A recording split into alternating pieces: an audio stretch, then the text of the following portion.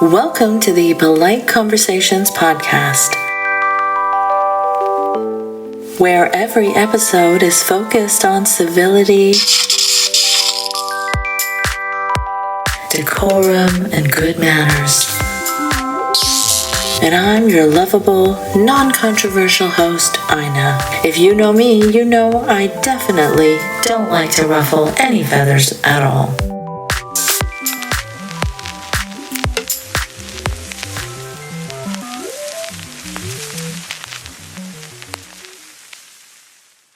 This is part 2 of my conversation with Dr. Caitlin Green on the language of genocide.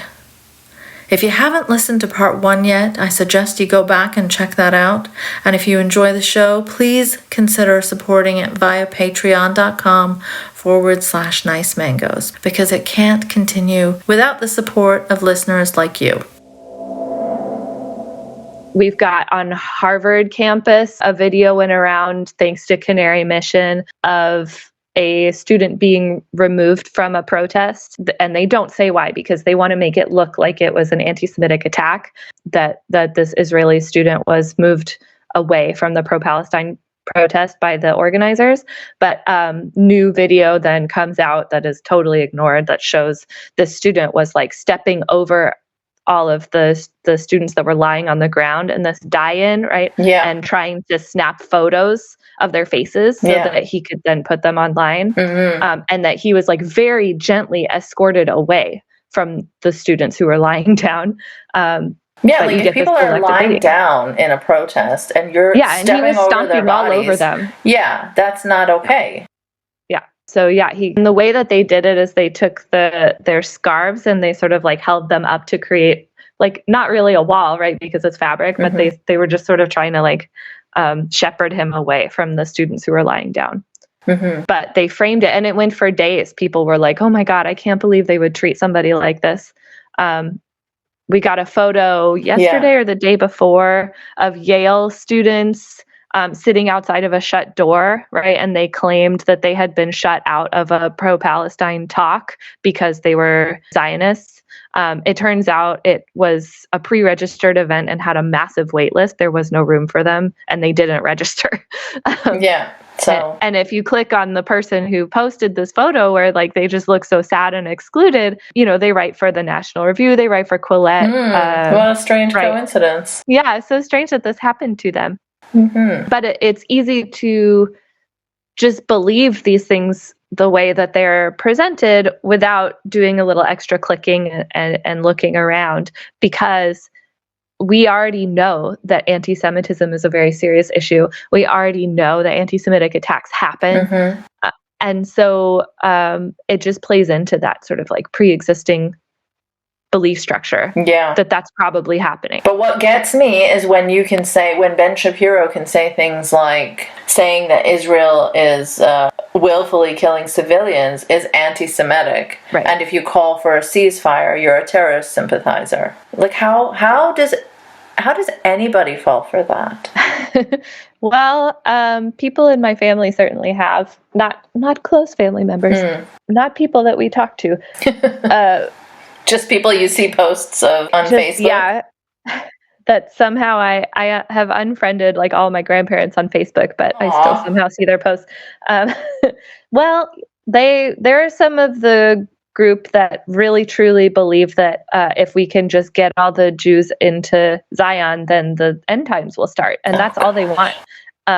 And they've also been told that this will definitely happen before they die, and they're in their 80s. So it like needs to happen. Oh my gosh. It's like pretty urgent, actually. So they are celebrating. They are saying God is great. They are saying this is amazing. This is the best day of my life. There's some serious celebration happening on that side of the fence. Yeah, well, Sam Harris told me that the only people that celebrate such things are Muslims. So you must be wrong, because I must have missed, or they sneakily converted and I didn't notice. Yeah, but they're celebrating the wrong thing then. Yeah. Oops. Yeah. So sorry. But yeah, like he says, Israel remains a lonely outpost of civilized ethics in the moral wasteland that is the Middle East. Oh, I love the use of civilized there. The way that they're exploding all of those babies is so civilized. I just don't know. Like, Caitlin, as a linguist, please explain to me how someone can be saying that, using that word in these times. It's not something that he said a long time ago. It's something that he put out after October 7th. Right. When it was clear that a genocide was happening. Well, yeah, it was very clear that there was officials. Yeah, but to call it a genocide is, that's over the top. It's anti-Semitic, and it's sympathizing with the wrong people. Right.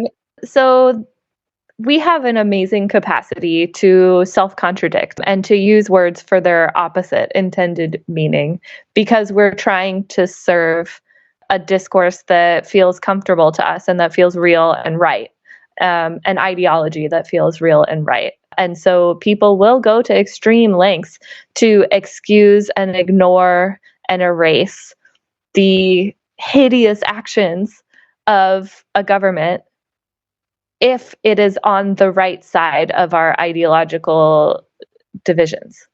I think we definitely also have a bias towards like machines doing killing versus like human hands doing killing as well, right? So it's more civilized to drop a bomb than to like slit a throat, right? Like it's more separated. But this is coupled with this dehumanization, right? They've been referred to as rabid animals more times than I can count. So it's more like, culling an animal population than it is killing real people. Oh my gosh. I was watching this clip of an MSNBC guest. He was telling the host that, you don't have to take sides in what you're reporting. I'm not asking you to do that. I'm asking you to report fairly. Report that one group is pure evil and the other group is like us. That's right. I saw that. The other group, like us, Israel, is a civilized, very imperfect, just like us, but very civilized, human value-driven democracy. Nobody's asking you to side with either side. Just report it fairly, report honestly, and report one group that is pure evil, and the other group, like us, Israel, is a civilized, they're very imperfect, just like we are, but they're a civilized, human value-driven democracy. How? Yeah, they love to say like humanist and like pro-human and stuff to things that are like explicitly anti-human. It's stunning. Well, okay, so here's the thing about ideologies, right? Is they disguise themselves as obviously true, objective fact, and common sense, things that everybody knows. And so he was like completely, I think, sincere in saying like, I just want you to tell the truth. I just want you to be fair, right? And treat everybody fairly by saying that this side is good people who want peace and that side is evil monsters who want to kill. Yeah. Just be honest and fair that way, right? And that's because like deep down inside, that is how he sees those groups of people. Yeah. It's amazing how many times that is happening, that people are just saying what they wouldn't say if they thought about it a little bit more. And right, if you like played it back for yourself, you would be like, oh no. Yeah. Well, no, because you're the one who said it, so you would still stand by it. Well, yeah, I'm sure you'd try to find some justification or walk it back. This just speaks to how we can interpret the same input extremely differently based on the ideologies that we harbor. Yeah. Yeah, I mean, we are seeing like complete opposite interpretations. Like one side that is much more powerful and has much more access to resources, support, funding, is indiscriminately bombing a very densely populated area that is filled with non-combatants, civilians, innocent children, and specifically bombing hospitals. And journalists' families are seemingly pretty obviously being targeted. Like every day a journalist loses his entire family because, I mean, it's starting to seem like that because this is a punishment for them putting out into the world what is actually happening, because Western journalists aren't doing that. Right. Yeah. So yeah, that's exactly right. And this is a little bit, I'm biased towards this example, but a linguist was recently removed from his position because he spoke out against the Israeli genocide against Palestinians, because he was working at an Israeli university. And so he's now having to deal with the loss of employment just for speaking out. I scoured his posts and his statements. There was nothing inflammatory. It was just about the deaths of Palestinian civilians. Like, how dare he? How dare he acknowledge that? Even. Right. From his position on the ground to be able to say, like, this is truly what is happening. That is his biggest crime, I think. And the fact that they say that there's a question about, whether it is truly genocide or not.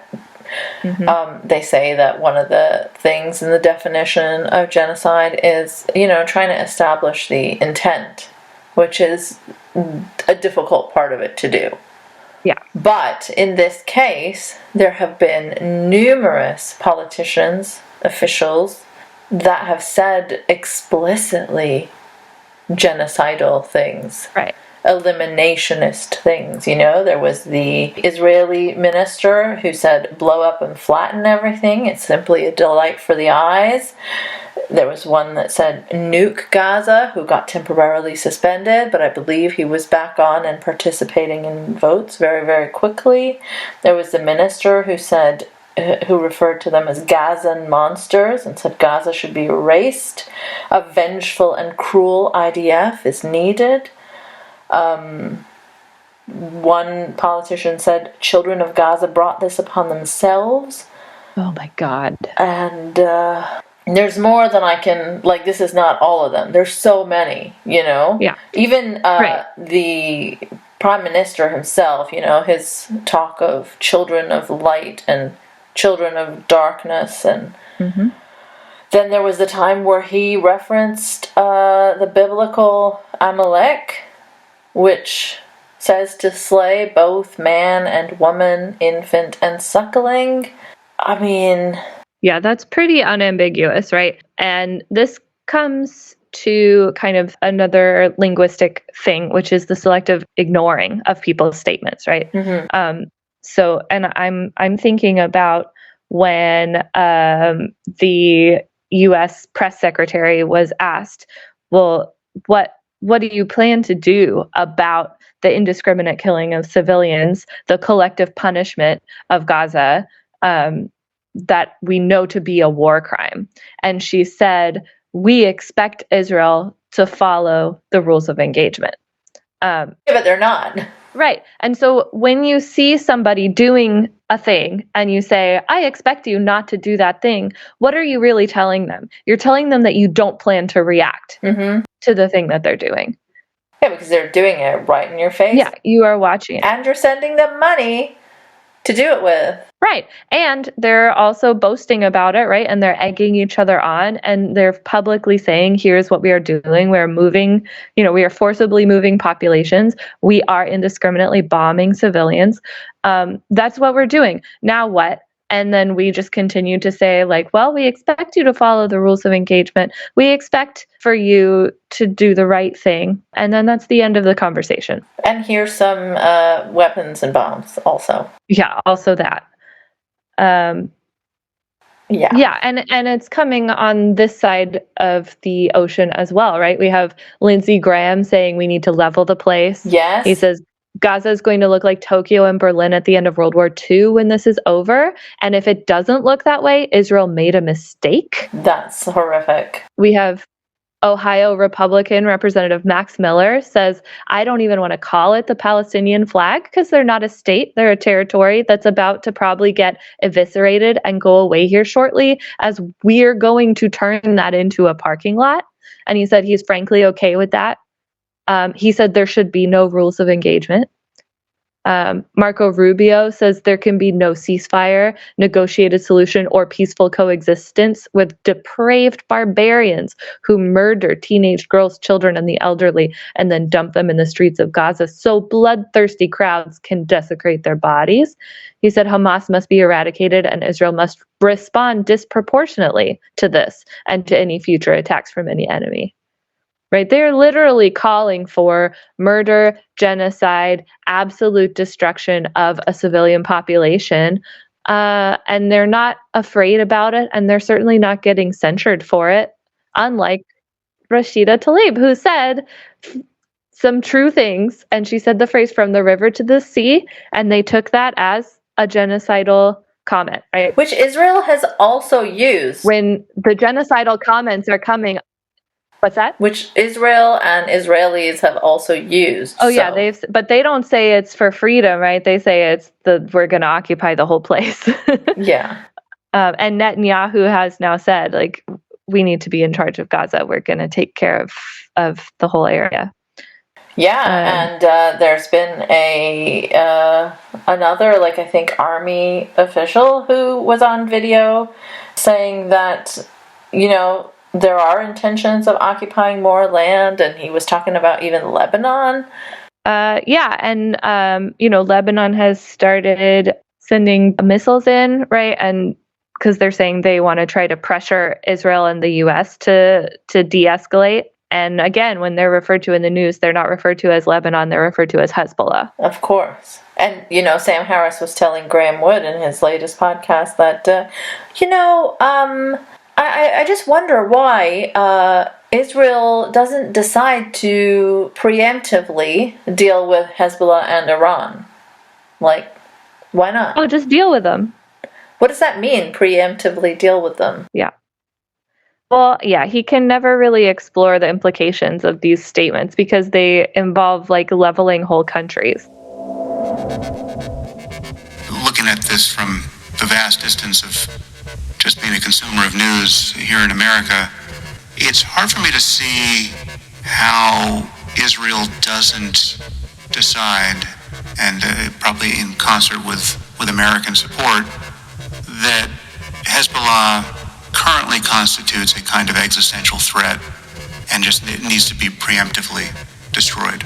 Right? I don't see how they just sit with Hezbollah on their northern border with 150,000 rockets, as has been reported, and a much larger force than they just encountered coming from Gaza. So while they have to deal with Gaza, and they have to deal with Hamas, it sounds like they would have to deal with Hezbollah and maybe Iran too. So what's your sense of the looming specter of a much wider conflict being sort of inevitable at this point, however things play out in Gaza? To me, it's just so fucking evil to use your massive platform in a time like this where so many innocent children are being murdered. You're seeing the videos. You're acknowledging that you've seen the videos, but you don't have much empathy for them because that's just collateral damage. And the Gazans that even don't support Hamas apparently support the kind of murder and destruction that happened on October 7th to innocent Jews. Yeah. According to Sam Harris, yes, yeah. Before someone clips that and says I'm saying that. But I hope not. That would be upsetting. Yeah, the other caveat I would introduce is that however unpopular Hamas might be, there's probably a distinction between, hating them as a form of government and not supporting what they did on October 7th. Right? It's conceptually coherent to me to believe that there's some people who thought October 7th was a great victory, and even knowing the details, they would fully support it, but they also think Hamas is a terrible governing organization and they've ruined Gaza. Right? Those are not incoherent. I agree. I think it's really interesting how there's a lot of like discourse management coming out of the right now, right? Where they are specifically picking out phrases like the Arabic phrases, but also phrases like from the river to the sea and decolonization. Yeah. And specifically telling everybody what we should believe that those things mean. And somehow, amazingly, they all just believe anti-Semitic murder, or they all mean that, that they've kind of given us a list of terms that we should not ever read in a realistic way. We should always read them as genocidal. While on the other side, there are explicitly genocidal messages about turn it into a parking lot, flatten the place, respond disproportionately. There should be no rules of engagement, right? All of that stuff is coming from the pro-Israel side. Yeah. There is no misinterpreting that. But we're just not going to talk about it. But they want us to be focused on phrases like decolonize and from the river to the sea, and there is no God but God. Those are the phrases that we should be thinking of as genocidal. Right. It's convenient how this also kind of plays right into the college campus fear-mongering. It really does, doesn't it? What's going on at college campuses? Everyone is a Hamas supporter. Yeah. Right, yeah. And so we've got a lot of, we've got like adult Zionists who work at universities who are extremely comfortable, who are saying that they're afraid. And we have a lot of like young, like Israeli students and Jewish students who are not part of that, right? Who something happens that the right wants to spin into like a scary event, and then the Jewish students kind of ruin it, and they're like, actually, we were okay. And that's very inconvenient for the right. So like we had that Cooper College where there was like a really interesting 3-second video of students wearing like yarmulke who are in the library, and there was a bunch of shouting outside of the closed door, and that looked like very scary. But then as soon as it was over, they were like, well, we knew that there was a pro-Palestine protest going on outside, and so we just stood here and like, actually, we're okay, thank you, we're safe, thank you very much. So it got like so deflated. Yeah, but it's not like they aren't trying because the videos coming out from Gaza, nobody needs to stage, nobody needs to script. Like, they are just so horrific on their own and abundantly there for everyone to see. Yeah. So there has and they're to be like, emotionally scarring to look at. Oh like my gosh. You shouldn't be able to recover from it. Yeah, it's horrifying. Yeah. And so you're seeing that there are these carefully crafted, like, responses from the other side, like... Yeah, I think my favorite one was the Israeli soldier who said, when you're being mean to Israel, this is who you're being mean to. And it was like a picture of a very cute, blonde, blue-eyed Israeli soldier with like a little messy braid. Oh, gosh. Right? Well, yeah, that's the thing is like, who has the time to be learning about internet memes and to be posing with your nice makeup on for photos and then to be posting them online? Wow. It tells you a lot that they have the time and energy and the place to put together a photo like that. Well, the IDF thirst traps like are a known thing, right? Yeah, there was a Rolling Stone article about it, right? About what they're doing with that, and that they're hiring like models and things. Pretty fucking awful, right in everyone's face. And also, what's interesting is that the women that appear in those thirst traps are always very conventionally European looking and conventionally pretty. There are like diverse Israelis, but you don't really see them in the thirst trap photos. There was one recently where it was 2 black IDF soldiers, 2 women. Oh, really? I have not seen that. They were very beautiful. They were doing a dance, and people got so excited about that because they were like, look, we have a diverse military force. See, look, don't tell us we're white supremacists. Look here, look. This seems like it relates also so much back to like the same kind of playbook as the IDW, very, very similar tactics in tokenizing and, very tokenizing. Finding like their own minority groups to parade around. There was let me see if I can find it, one sec. Oh yeah, a Maori haka in support of Israel, because there was a very large, like, organized Maori haka in support of Palestine. So there was this account called the Indigenous Coalition for Israel that did this haka with Israeli flags and stuff, and like you see the comments, there are so many people that are like, your ancestors are weeping, people from within the Maori community that are like, what are you doing?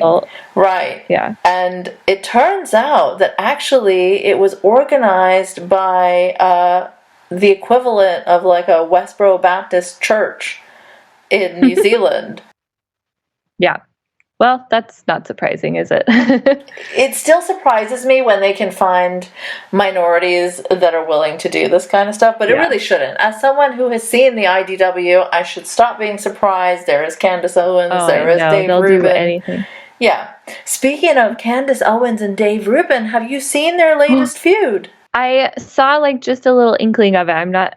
I don't know.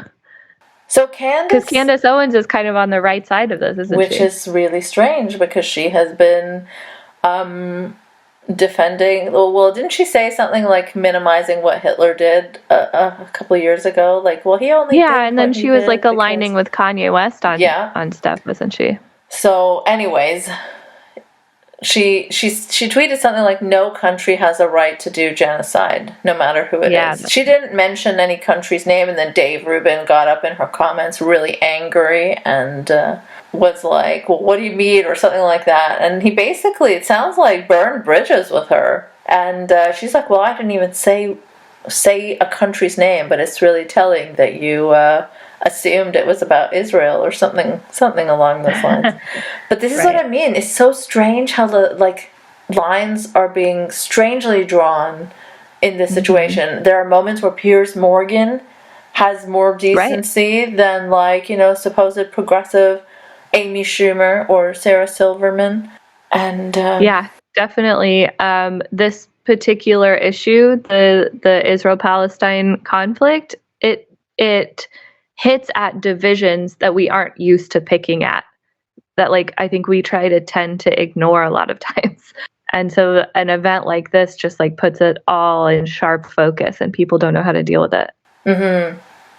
Yeah, it's very strange, disorienting, but we've got to familiarize ourselves so that we aren't retweeting a pro-Palestinian MRA account or something, Yeah, right. No Hinkle posting. Yeah, or that censored man or something, censored men. I'm seeing a lot of people retweet that, and please just don't, because that is because Andrew Tate. They're going to take that extra attention and they're going to use it for something awful later. Exactly.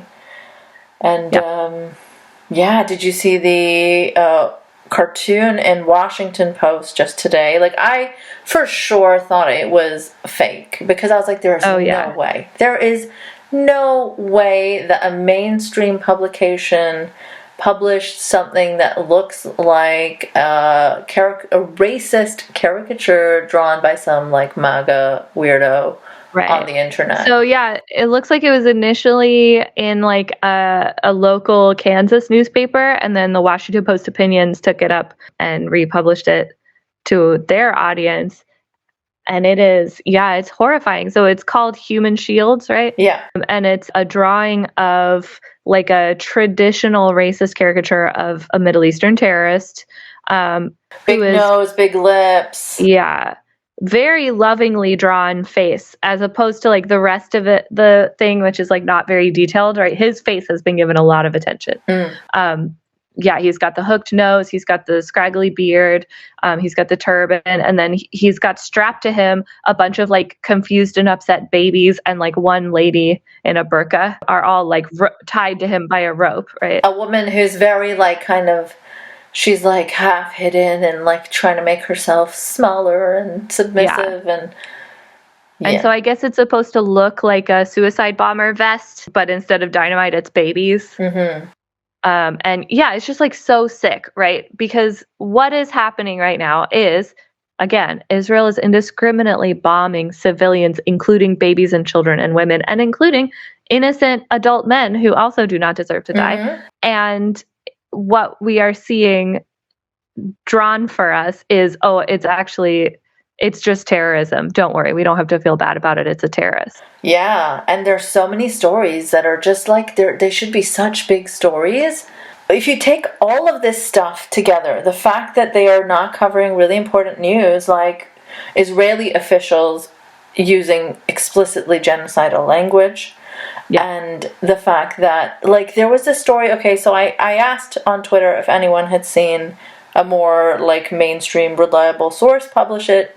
No one had, but then some people had linked me to, like, Israeli publications that had published it in Hebrew, and then we had to Google Translate it to read it, and so it does seem like it's a legit story that there was dozens of doctors, Israeli doctors, that signed a letter or something to encourage the IDF to bomb hospitals. Right. And, you know, there's language like they're calling it like a wasp's nest, a terrorist nest. It's always the animal comparison, right? A den or a nest. Animal, insect. Yeah. Like that is very classic dehumanization, isn't it? Yeah. Okay, so in The Rhetoric of Reaction, one of my favorite books, Hirschman talks about the rhetoric of, like, reactionaries, and the first rule of reactionary rhetoric is called perversion, which is where you argue that your opposition is going to bring about the opposite of their goal if they keep doing what they're doing. So it's essentially like blaming them for the things that are happening to them, right? Like, can you give an example? Yeah, so saying that, like, these pro-Palestinian protesters, right, they're actually hurting their own cause by chanting to the river and the sea, or from the river to the sea, right? Because everybody knows that that's like a genocidal expression, and so they're actually, like, garnering ill will by doing these protests. Okay. So that way you get to avoid saying that, like, oh, also I support the genocide. You can be like, I'm sympathetic, right? But they're actually hurting their own cause. Yeah, just like this concern trolling kind of. Exactly. And so we had on CNN Jake Tapper doing exactly that, right? Where he said, something that has concerned us greatly, something that we have wondered about ever since Hamas brutally attacked so many Israeli civilians on October 7th is, what did Hamas think the Israeli military would do in response to that? Did they not anticipate that Israel would retaliate? Did they not anticipate that Israel would retaliate in a way that would cause innocent Palestinians in Gaza to die, especially given the fact that, as has been established by Israeli intelligence, U.S. intelligence, and journalists, the fact that Hamas embeds within the Palestinian population? What did they think would happen? And then he cuts to a quote from a Hamas representative talking about that issue and why it's, you know, concerning to them, but that, like, they can't really stop it. And so they say, no nation is liberated without sacrifices. And he says, Tapper said, not exactly an expression of regret for innocent Palestinian deaths. So he's blaming Palestine for their own deaths. Well, I mean, fuck that guy, because I don't see anyone being like, well, no, we love that guy, you know? But let's also talk about what Israel is doing. Yeah. That's the distraction. Yeah. I'm not interested in saying that, like, Hamas is good, actually, right? Yeah, like, which is what they want to force you in a position to be in. Yeah, right? it's a false dichotomy again. Yeah. So, yeah, fuck that guy, but what is Israel doing? Right? It is extremely exonerative, right, to refer to Israel as just, like, the natural reaction. Yeah. So, like, you know, what they're doing, like, what did Hamas think would happen? Of course, this is what happened. That takes the agency of Israel completely out of the conversation. I mean, there are so many ways to have responded. They could have had a more, like, precise kind of campaign to find these specific terrorists rather than just indiscriminately bomb children and bakeries and hospitals. Well, yeah, ideally you send, like, a team, right, of human soldiers in to storm a place and get the specific people that they're after, as opposed to carpet bombing. Yeah. I just had a pedant on Twitter saying it's not carpet bombing, actually. It's another kind of bombing. Oh, I saw that. But then they said, like, show me the planes Israel uses. And it's like, you mean the ones in their hangars that they take photos of all the time? Yeah. Like, what do you mean, show me the planes? Here's the planes. Yeah. Very silly. Very, concern trolling. And this concept of like exonerative language, we talk about it a lot when we talk about like police officers doing wrong things, right? You have like officer involved shooting, and then everyone's like, how was the officer involved, I wonder? Or like man dies after altercation with police. It's like, oh, just after? It just happened afterwards. He just coincidentally died. Did he trip into a manhole or something? Like, what happened? And so like this concept started out just pointing out the passive voice that would show up in headlines, where it would be like, person killed, or like building burned, and it's like, okay, but who did it, right? You've moved the tense around so that now the subject is gone. But it's expanded in other research to talk about like other ways that you can tweak language to exonerate the people, or to kind of erase the responsibility of the people involved.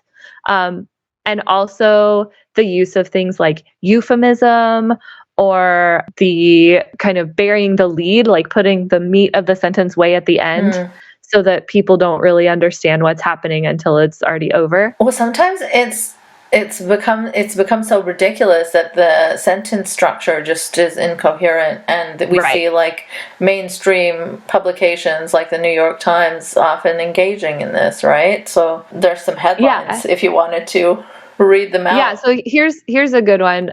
This has a lot of it in there. So it goes, explosion Gazans say was airstrike, leaves many casualties in dense neighborhood. So that's bad enough, right? Because that has something called epistemic stance in it, where you insert reasons to doubt the veracity. So Gazans say it was an airstrike, not just airstrike. It was, yeah. It's an explosion that, well, we're only hearing this from the Gazans, so, don't take it too seriously. And then the subheader is the one that has like the most euphemism in it. So it says, dozens were taken to the nearby Al-Aqsa Martyrs Hospital, where a photographer for the New York Times saw the injured crowding the hallways and the lifeless being prepared for burial. So the lifeless there is like kind of a euphemism. It separates you a little bit from the reality that these are murdered corpses. Yeah. And is that New York Times? That was, I believe, NBC. Okay. Let's see. Here's a lead bearing one. This one was also NBC. Dozens killed in Israeli airstrike at Al-Maghazi refugee camp at the very end, right? It's not dozens of refugees were killed. Yeah. It's just dozens killed. And then at the very end of the sentence, you find out it was at a refugee camp. Yeah. Because it would be more upsetting if they put the refugee camp first. Yeah, exactly. And then there's the New York Times ones where Israel killed a Hamas leader at a refugee camp, but many others were wounded and killed, Hamas said. So this has a bit of couple of things you were talking about. Yeah, it has that the insertion of doubt, right? The epistemic stance. It also really buries the lead hard. Yeah. So, yeah, like they're saying Israel killed a Hamas leader at a refugee camp. Hooray! Yeah, that doesn't sound so bad. But many others were wounded and killed, but they won't say how. Also,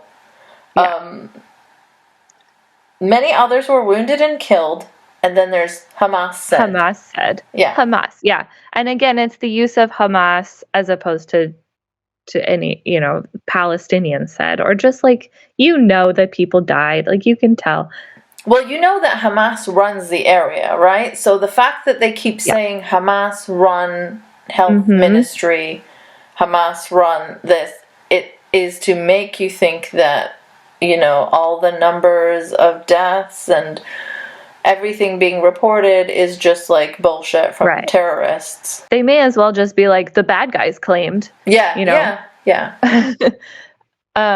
Yeah, that is a really good one. Oh yeah, the one that you sent me is incredible, right? The journalistic malpractice one.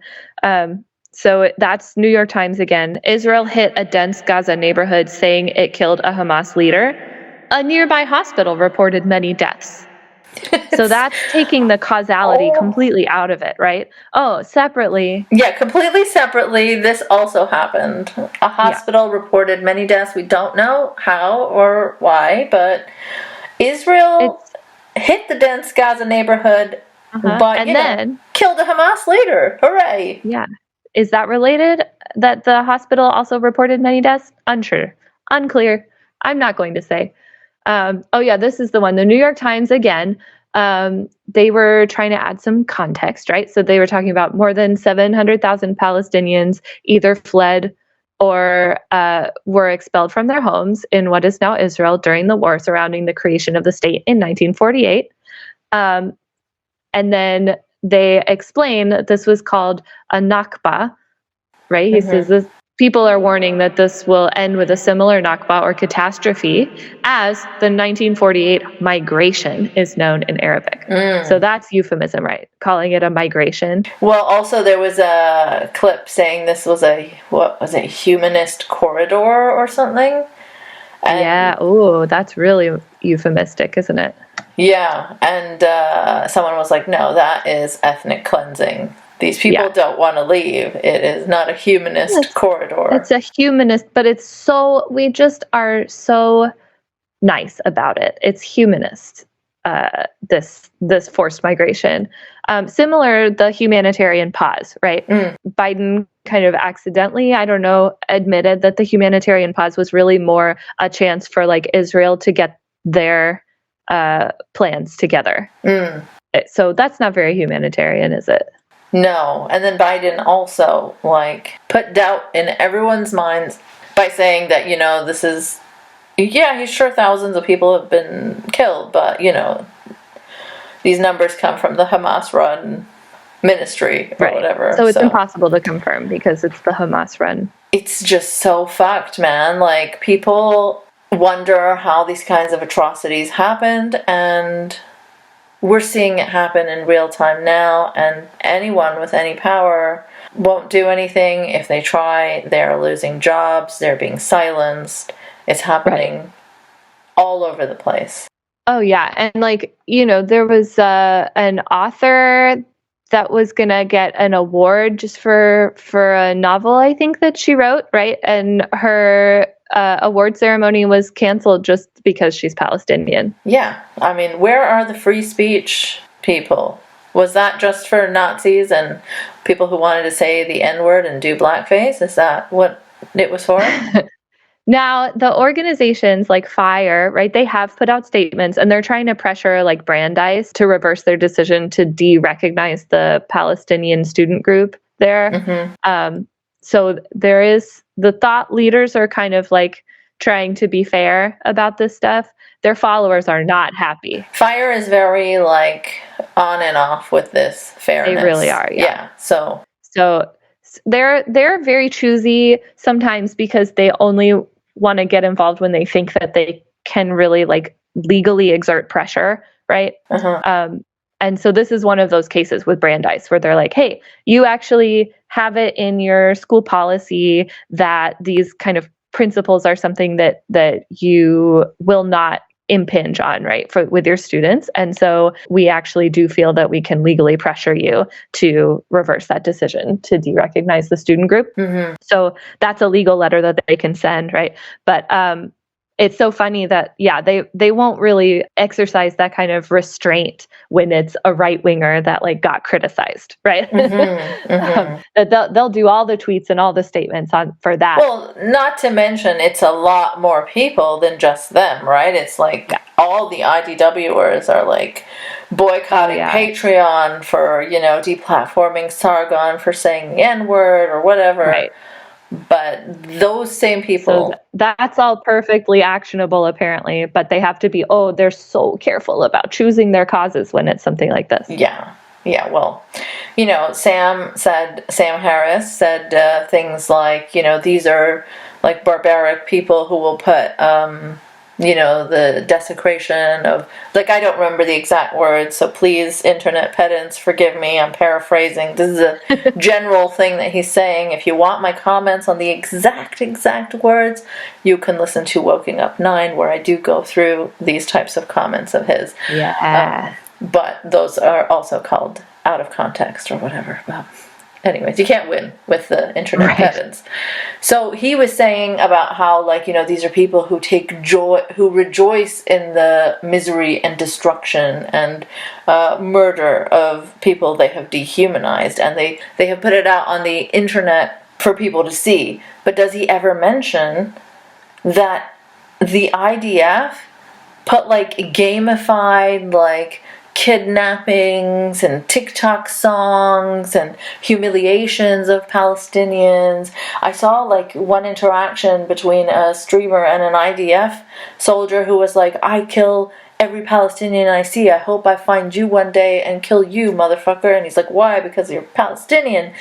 And it's like, well, these things aren't inherent to one group, as much as he tries to make it sound like that, right? Right. Yeah, and we've got, these ridiculous, like, sketches and videos and statements that are coming out that literally do just, like, revel in the misery of other humans very explicitly. There's no question about that is what they are doing. And then on the other side, we get, like, every once in a while a rando says something kind of genocidal, or no, I won't say kind of, like, truly genocidal, or anti-Semitic, right? Or we get like a very heavily edited video of somebody explaining their initial feelings on October 7th before they understood the devastation. And then that is supposed to be an indictment of the entire Free Palestine movement. Yeah, it's just been... So yeah, very uneven standards of evidence there.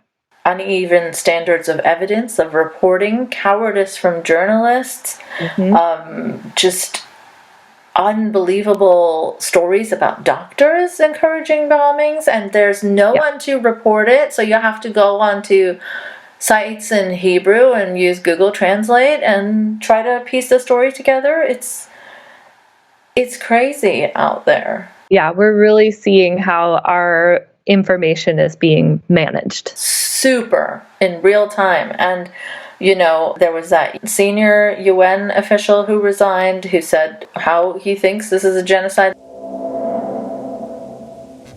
But what is remarkable here is how explicit Israeli leaders have been about genocidal intent. Normally the difficult thing to prove in matters of genocide is intent. Here we've had the Prime Minister, the President, cabinet ministers, senior military officials, all explicitly declaring genocidal intent on the record and in public. So there's no question that there is at least a prima facie case of genocide that's being perpetrated here. And I think the context is also important here, because this is just the latest in a series of ethnic purges of areas of historic Palestine that started in 1948 and has continued to this day, incrementally in the West Bank, to be sure, and in Jerusalem, but in a very wholesale way now in Gaza. And I think it's really important that the UN, which is the guardian of these international norms and standards, calls a spade a spade. And when you have such a clear case as this, the term genocide needs to be applied. There have been so many experts and historians on genocide who have raised the alarm about these types of things, and really no one in power seems bothered. Yeah. Just don't say from the river to the sea. Oh yeah, because I hear that's actually really evil. Yeah. To hope for a population to have freedom and representation in their own government. Ugh. Yeah. So what are your closing thoughts? Well, I've been trying to track this since a month ago, right? That's when October 7th, that's been a month now. Yeah. And I think that some of the needle is moving a little bit. Like the dehumanizing and exonerative language is still happening, but there is a higher likelihood now that your headlines will include phrases like Gazans or Palestinians or refugees as opposed to Hamas. And I think that does reflect a pretty obvious disconnect between like our government and our people, that our people are very much against the Israeli genocide of Palestinians, and that they are actually willing to rescind their support for otherwise progressive candidates who are not willing to be with us on this. Mm-hmm. And I don't know what's going to happen in the next year, but I do think that is not going unnoticed. Mm. And I think that it is starting to be reflected in our media at least a little bit. Yeah, we'll keep that pressure up, I guess, everyone. Yeah, do not let up. That's right. Yeah. All right. Well, thank you so much, Caitlin. Thanks. And yeah, it's always nice chatting with you. Even this when is a really hard topic. it is a very difficult and painful topic, but I think it's important, and I'm glad we did it. And yeah, take care, and I'll see you out in the Twitterverse. Oh boy. All right. Bye-bye. Bye. Thanks for listening. If you enjoyed this episode and would like to support it, there are several ways you can do that. You can share it online, talk about what you just heard. You can leave a 5-star review to help others find it too. And you can also subscribe via patreon.com/nice mangoes. No E in mangoes. If you'd like to follow me on Twitter before it's completely wrecked, you'll find me at Nice Mangoes. Again, no E in mangoes.